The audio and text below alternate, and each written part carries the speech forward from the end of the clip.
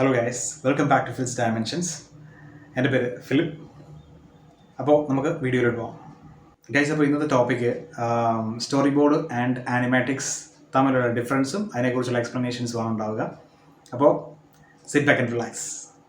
നമ്മളിന്ന് പറയാൻ പോകുന്നത് സ്റ്റോറി ബോർഡിൻ്റെ പ്രോസസ്സിനെ കുറിച്ചാണ്. അപ്പോൾ അതിൽ ഫസ്റ്റ് പോയിൻ്റ് എന്ന് പറയുന്നത് പ്രൊഡക്ഷൻ പൈപ്പ് ലൈൻ. എവിടെയാണ് പ്രൊഡക്ഷൻ പൈപ്പ് ലൈനിൽ സ്റ്റോറി ബോർഡ് ഫിറ്റ് ആവുക?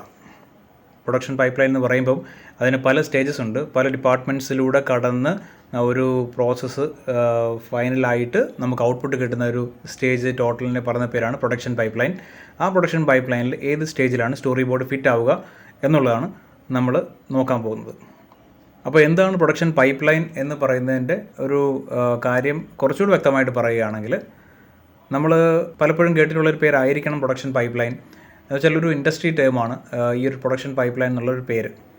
ഒരു കാറ് പ്രൊഡക്ഷൻ ഉണ്ടാകുമ്പോൾ ഇൻഡസ്ട്രി ലെവലിലുള്ള ഒരു കാറ് പ്രൊഡക്ഷനും ബൈക്ക് പ്രൊഡക്ഷനും വെഹിക്കിൾ പ്രൊഡക്ഷനും അങ്ങനെ ഒരു കാര്യം പറഞ്ഞാൽ ചെരുപ്പിൻ്റെ പ്രൊഡക്ഷൻസ് വരെ, ചെരുപ്പ്, വാച്ച്, ഇങ്ങനെയുള്ള കാര്യങ്ങൾക്കെല്ലാം പ്രൊഡക്ഷൻ പൈപ്പ് ലൈൻസ് ഉണ്ടാവും. അപ്പോൾ അത് സ്റ്റാർട്ടിങ് ടു എൻഡ് എന്ന് വെച്ചാൽ എന്ത് റോ മെറ്റീരിയൽസ് യൂസ് ചെയ്ത് ഫസ്റ്റ് സ്റ്റെപ്പിൽ സ്റ്റാർട്ട് ചെയ്ത് അത് എങ്ങനെയൊക്കെ ഏതൊക്കെ സ്റ്റേജിലൂടെയൊക്കെ കടന്ന് ചെന്ന് ലാസ്റ്റിലൊരു ആ ഫൈനൽ പ്രൊഡക്റ്റായിട്ട് മാറുന്നു എന്നത് വരെയുള്ള ആ ഒരു ലാസ്റ്റ് പോയിൻ്റ് വരെയുള്ള ആ ഒരു യാത്രയെയാണ് പ്രൊഡക്ഷൻ പൈപ്പ് ലൈൻ എന്ന് പറയുന്നത്.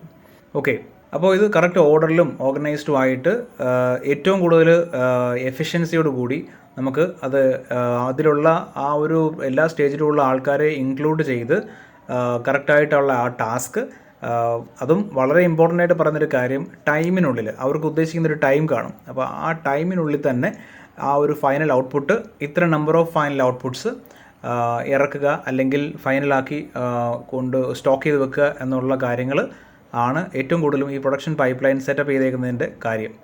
അപ്പോൾ നമുക്ക് പറയാൻ പറ്റും, ഒരാൾ ചോദിച്ചു കഴിഞ്ഞാൽ നമുക്ക് ഇത്ര പ്രൊഡക്റ്റ് വേണം ഒരു കമ്പനിയുടെ എന്ന് പറഞ്ഞു കഴിഞ്ഞാൽ അവർക്ക് ആ പ്രൊഡക്ഷൻ പൈപ്പ് ലൈനിലുള്ള കാര്യങ്ങൾ ചെക്ക് ചെയ്താൽ പറയാൻ പറ്റും എത്ര നമുക്കൊരു മാസത്തിനുള്ളിൽ കൊടുക്കാൻ പറ്റും, അല്ലെങ്കിൽ ഒരു ദിവസം എത്ര എണ്ണം എത്ര പ്രോഡക്ട്സ് നമുക്ക് കൊണ്ടുവരാൻ പറ്റും, ഔട്ട്പുട്ട് എടുക്കാൻ പറ്റും എന്നുള്ള കാര്യങ്ങളൊക്കെ ചെയ്യാൻ പറ്റും, മനസ്സിലാക്കാൻ പറ്റും. ഓക്കെ, അപ്പോൾ നെക്സ്റ്റ് പറയുന്ന ടോപ്പിക് എന്ന് പറഞ്ഞാൽ രണ്ടെണ്ണം ഉണ്ട്, സ്റ്റോറി ബോർഡും ആനിമാറ്റിക്സും. സ്റ്റോറി ബോർഡ് എന്താണെന്നുള്ളത് നമ്മൾ പഠിച്ചുകൊണ്ടിരിക്കുകയാണ്. അപ്പോൾ എന്തിനാണ് ആനിമാറ്റിക്സ് എന്നൊരു ഡിപ്പാർട്ട്മെൻറ്റ്, അതെന്തിനു യൂസ് ചെയ്യുന്നു, പിന്നെ ആനിമാറ്റിക്സ് ആനിമേഷനിൽ എന്ത് റോളാണ് അതിനുള്ളത് എന്നുള്ള കാര്യങ്ങളിലോട്ട് നമുക്ക് പോകാം. ഓക്കെ, അപ്പോൾ ആനിമാറ്റിക്സ് എന്ന് പറയുമ്പോൾ നമുക്ക് കാണുമ്പോൾ ഒരു അനിമേഷൻ നടക്കുന്നത് പോലെ തോന്നുന്നുണ്ടാവും. സ്റ്റോറി ബോർഡ് നമ്മൾ പറഞ്ഞായിരുന്നു. സ്റ്റോറി ബോർഡ് എന്ന് പറയുമ്പം കുറച്ച് ഇമേജസ് ഇങ്ങനെ കറക്റ്റ് ഓർഡറിൽ പ്ലേസ് ചെയ്തിട്ട് ഒരു കഥപുസ്തകത്തിലെ പോലെ അല്ലെങ്കിൽ ഒരു കോമിക് ബുക്ക് തുറക്കുന്നത് പോലെ അതിനകത്ത് കാണുന്ന ഇമേജസ് പോലെ സീക്വൻസ് ഓഫ് ഇമേജസ് നമുക്ക് ഒരു ഇമേജിലെ കാര്യങ്ങൾ വായിച്ചിട്ട് അടുത്ത ഇമേജിൽ വരുമ്പോൾ ഇത് തൊട്ട് മുമ്പത്തെ ഇമേജിൻ്റെ കാര്യങ്ങളിലുള്ള കണ്ടിന്യൂവേഷൻ നമുക്ക് നെക്സ്റ്റ് ഇമേജിൽ കിട്ടും. അപ്പോൾ അങ്ങനെ പോകുന്ന കണ്ടിന്യൂവേഷനുള്ള കുറച്ച് ഇമേജസിനെ ചേർത്ത് വെക്കുന്ന ഒരു പ്രോസസ്സ് അല്ലെങ്കിൽ അങ്ങനത്തെ ഒരു സെറ്റപ്പിന് പറയുന്ന പേരാണ് story board. So next step ആണ് ആനിമാറ്റിക്സ്.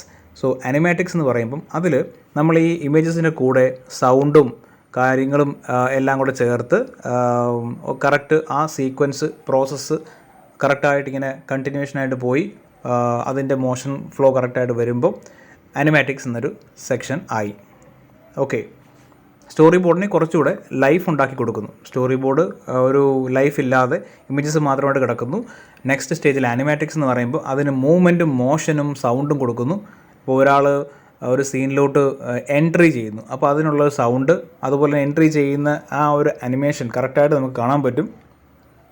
സോ അതെല്ലാം ആനിമാറ്റിക്സിൽ വരുമ്പോൾ സ്റ്റോറി ബോർഡിൽ കണ്ടാൽ മനസ്സിലാവാത്ത ആൾക്കാർക്ക് ആനിമാറ്റിക്സിലോട്ട് വരുന്ന സമയത്ത് കോമൺ മാനെ കാണുമ്പോൾ മനസ്സിലാവും, ഓക്കെ ഒരാൾ കാറിൽ നിന്ന് ഇറങ്ങുകയാണ്, അല്ലെങ്കിൽ ഒരാൾ ഹെലികോപ്റ്റർ വന്ന് നിന്നിട്ട് അതിൽ നിന്ന് ഇറങ്ങുകയാണ്, അല്ലെങ്കിൽ ഒരാൾ പറന്ന് വന്ന് നിൽക്കുന്നു. അപ്പോൾ അങ്ങനത്തെ എൻട്രി സീൻസ് അല്ലെങ്കിൽ പഞ്ചിങ് സീന്, അപ്പോൾ അതുപോലെയുള്ള സീൻസിൻ്റെ ഒരു ഡൈനമിസിറ്റി കൊടുക്കാൻ വേണ്ടി നമുക്ക് ആനിമാറ്റിക്സ് കുറച്ചുകൂടി ഇമ്പ്രസീവായിട്ട് കാണിക്കാൻ പറ്റും ആനിമാറ്റിക്സിൽ. ഓക്കെ, അത് ആക്ച്വലി പറഞ്ഞാൽ ഞാൻ നേരത്തെ ഇപ്പോൾ പറഞ്ഞ പോലെ തന്നെ സ്റ്റോറി ബോർഡിൻ്റെ ഒരു നെക്സ്റ്റ് ലെവൽ ടെക്നിക്ക് എന്ന് വേണമെങ്കിൽ പറയാൻ പറ്റും. അപ്പോൾ കുറച്ചുകൂടെ ഈസിലി ആ ഒരു ക്രൂ, ഒരു സ്റ്റോറി ചെയ്യുന്നതിൻ്റെ, ഒരു സിനിമ ചെയ്യുന്നതിൻ്റെ, ഒരു അനിമേഷൻ ചെയ്യുന്നതിൻ്റെ ടീമിലുള്ള എല്ലാവർക്കും കറക്റ്റായിട്ട് മനസ്സിലാക്കി കൊടുക്കാൻ പറ്റും. സ്റ്റോറി ബോർഡ് മനസ്സിലായി കഴിഞ്ഞിട്ട് ആനിമാറ്റിക്സിലോട്ട് കാണുമ്പോഴത്തേക്ക് കുറച്ചുകൂടെ ഒരു നല്ലൊരു ക്ലാരിറ്റി കിട്ടാൻ സഹായിക്കും. അത് കഴിഞ്ഞിട്ട് അതേ ഫ്ലോയിൽ ഒരു ക്രിസ്പ് ആൻഡ് ക്ലിയർ ആയിട്ട് നമുക്ക് ആ ഒരു പ്രോജക്റ്റ് കംപ്ലീറ്റ് ചെയ്ത് പോകാൻ ഒത്തിരി യൂസ്ഫുൾ ആവും. നമ്മൾ സ്റ്റോറി ബോർഡ് ചെയ്യുന്ന സ്റ്റോറിക്ക് എപ്പോഴും ആനിമാറ്റിക്സ് വേണം നിർബന്ധമില്ല. പക്ഷേ ആനിമാറ്റിക്സ് ചെയ്യുവാണെങ്കിൽ അതിൻ്റെ സ്റ്റോറി ബോർഡിൻ്റെ വ്യക്തമായ ഒരു ഐഡിയ കംപ്ലീറ്റ് ആയിട്ട് ലൈവായിട്ട് നമുക്ക് കണ്ട് മനസ്സിലാക്കി അതിനെ മുന്നോട്ട് അതിൻ്റെ പ്രോജക്റ്റിൻ്റെ ഭാഗമായിട്ട് ക്ലാരിറ്റിയോടുകൂടി വർക്കൗട്ട് ചെയ്യാൻ പറ്റും. കുറച്ചും മുമ്പ് ഞാൻ പറഞ്ഞതുപോലെ തന്നെ. അപ്പോൾ ഇപ്പോൾ ആക്ച്വലി ആനിമേഷനിലും ലൈവ് ആക്ഷൻ മൂവീസിലും എല്ലാം സ്റ്റോറി ബോർഡും അനിമാറ്റിക്സും എല്ലാം യൂസ് ചെയ്യുന്നുണ്ട്. Storyboard versus animatics. അപ്പോൾ അത് നമ്മൾ നോക്കുകയാണെങ്കിൽ സ്റ്റോറി ബോർഡ് ആൻഡ് ആനിമാറ്റിക്സ് എന്ന് പറയുന്ന ഈ രണ്ട് ഡിപ്പാർട്ട്മെൻറ്റ്സ് വളരെ ക്ലോസ്ലി റിലേറ്റഡ് ആയിട്ടുള്ള സ്റ്റെപ്സാണ് പ്രീ പ്രൊഡക്ഷനകത്തുള്ള. അപ്പോൾ പക്ഷേ സെയിം തിങ് അല്ല. ഓക്കെ, രണ്ടും വളരെ അത്യാവശ്യമായിട്ട് വേണ്ട കാര്യങ്ങളാണ് പ്രീ പ്രൊഡക്ഷനിൽ. അപ്പോൾ ഒന്ന് കഴിഞ്ഞാൽ മറ്റേത് വരുന്നു. പക്ഷേ അത് രണ്ടും ആ ഒരേ പർപ്പസിന് വേണ്ടിയുള്ള കാര്യങ്ങളാണ്. എന്തൊക്കെയാണെന്ന് ചോദിച്ചു കഴിഞ്ഞാൽ ആ സ്റ്റോറി ടെല്ലിങ്ങിലോട്ട് ഫോക്കസ് ചെയ്യാനും വിഷ്വൽ സ്റ്റോറി ടെല്ലിങ്ങിലോട്ട് കൂടുതൽ നമുക്ക് ഫോക്കസ് ചെയ്യാനും അതിൻ്റെ ക്യാമറ ആംഗിൾസും കാര്യങ്ങളും എല്ലാം നോക്കാനുമൊക്കെ ഇത് കൂടുതൽ യൂസ്ഫുൾ ആയിരിക്കും, ഈ രണ്ട് സ്റ്റോറി ബോർഡും ആനിമാറ്റിക്സും. നെക്സ്റ്റ് നമ്മൾ നോക്കേണ്ട ഒരു ചോദ്യം, എന്തിനാണ് ആനിമാറ്റിക്സ് യൂസ് ചെയ്യുന്നത്? അപ്പോൾ നമ്മൾ യൂസ് ചെയ്യുന്നുണ്ട്, ഇങ്ങനത്തെ കാര്യങ്ങളൊക്കെ ഉണ്ട് എന്ന് പറഞ്ഞെങ്കിലും വ്യക്തമായിട്ടൊരു ചോദ്യം ചോദിക്കുകയാണെങ്കിൽ വൈ യൂസ് ആനിമാറ്റിക്സ് എന്ന് പറയുവാണെങ്കിൽ അതിനുള്ള ഒരു ക്ലാരിറ്റിയിലുള്ളൊരു ഉത്തരം ഇത്രയേ ഉള്ളൂ. നമുക്ക് നമ്മുടെ ആ ഒരു പ്രോജക്റ്റിൻ്റെ ഒരു റഫ് ഡ്രാഫ്റ്റ് ക്രിയേറ്റ് ചെയ്യാൻ വേണ്ടിയാണ്. അപ്പോൾ സ്റ്റോറി ബോർഡ് അങ്ങനെ എല്ലാം ചോദിച്ചാൽ അതെ അങ്ങനെയാണ്. പക്ഷേ ആനിമാറ്റിക്സിൽ കുറച്ചുകൂടെ ഒരു ഐഡിയ ആൻഡ് ക്ലാരിറ്റി കിട്ടും. ബിക്കോസ് നമ്മളതിനകത്ത് സൗണ്ടും മോഷനുമൊക്കെ യൂസ് ചെയ്ത് ഒരു അനിമേഷൻ പോലെ കൊണ്ടുവരുന്നുണ്ട്, വെറും ഇമേജ് മാത്രമല്ല. അതുകൊണ്ടാണ് നേരത്തെ പറഞ്ഞിട്ടുണ്ട് നമ്മൾ അനിമാറ്റിക്സ് ഇപ്പം ലൈവ് ആക്ഷൻസിലും ഒക്കെ യൂസ് ചെയ്ത് തുടങ്ങിയിട്ടുണ്ട്. ഏറ്റവും കൂടുതൽ അതിൻ്റെ അനിമാറ്റിക്സിൻ്റെ ബെനഫിറ്റ് അനിമേഷൻ മൂവീസിലോട്ടാണ് ഉണ്ടാകുന്നത്. ലൈവ് ആക്ഷനെ കമ്പയർ ചെയ്യുന്ന സമയത്ത് നമുക്ക് ഫ്ലെക്സിബിലിറ്റി വളരെ കുറവാണ് അനിമേഷൻ്റെ കാര്യം വരുമ്പോഴത്തേക്ക്. അവിടെ എന്ന് പറയുമ്പോൾ നമുക്ക് മൾട്ടിപ്പിൾ ടേക്സ്, ഒരു സിംഗിൾ ഷോട്ടിൻ്റെ മൾട്ടിപ്പിൾ ടേക്സ് നമുക്ക് ക്യാപ്ചർ ചെയ്യാം. എന്നിട്ട് നമുക്ക് കറക്റ്റായിട്ട് നമ്മൾ ഉദ്ദേശിക്കുന്ന ആ ഒരു ക്യാമറ ആംഗിൾ കിട്ടുന്നത് വരെ നമുക്ക് ആ ഒരു മൾട്ടിപ്പിൾ ടേക്സ് ഒരു ഷോട്ടിൻ്റെ തന്നെ എടുത്തെടുത്ത് നോക്കി കറക്റ്റാക്കി എടുക്കാൻ പറ്റും. ഇപ്പോൾ ഇങ്ങനത്തെ ഓപ്ഷൻസും കാര്യങ്ങളും എല്ലാം നമുക്ക് ഉള്ളത് കൊണ്ട് നമുക്ക് എന്ത് ചെയ്യാൻ പറ്റുമെന്ന് വെച്ചാൽ എഡിറ്റ് ചെയ്യാനുള്ള കാര്യങ്ങളും എല്ലാം വളരെ ക്ലിയർ ആയിരിക്കും. അതിനകത്തൊരു കൺഫ്യൂഷനോ കാര്യങ്ങളോ ഒന്നും ഉണ്ടാവില്ല.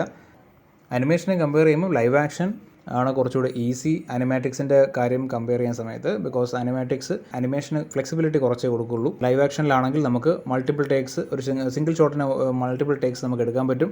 എന്നിട്ട് നമുക്കത് അതേ ബെസ്റ്റ് വൺ കിട്ടുന്നത് വരെ, ഒരു ബെസ്റ്റ് റിസൾട്ട് കിട്ടുന്നവരെ, ബെസ്റ്റ് ഒരു ക്യാമറ ആംഗിളോ അല്ലെങ്കിൽ ആ ഷോട്ടോ കിട്ടുന്നവരെ മൾട്ടിപ്പിൾ ടേക്സ് ഒരു സിംഗിൾ ഷോട്ടിൻ്റെ എടുത്തുകൊണ്ട് തന്നെ നമുക്ക് ചെക്ക് ചെയ്യാൻ പറ്റുന്ന ഒരു ഏരിയയാണ് ലൈവ് ആക്ഷൻ. പക്ഷേ ഇത് ആനിമേഷനിൽ പറ്റില്ല. അപ്പോൾ ഇങ്ങനത്തെ ഓപ്ഷണൽ ടേക്സും എഡിറ്റ് ചെയ്യാനുള്ള എബിലിറ്റിയും കാര്യങ്ങളും എല്ലാം നമുക്ക് അനിമേഷനിൽ കിട്ടാത്തത് കൊണ്ട് ആണ് അനിമാറ്റിക്സ് പ്രാക്ടിക്കലി ലൈവ് ആക്ഷന് കുറച്ച് ഈസിയാണ് എന്ന് പറയാൻ കാര്യം. ഓക്കെ ഫ്രണ്ട്സ്, നെക്സ്റ്റ് വീഡിയോ വരുന്നവരെ ഗുഡ് ബൈ ഗൈസ്.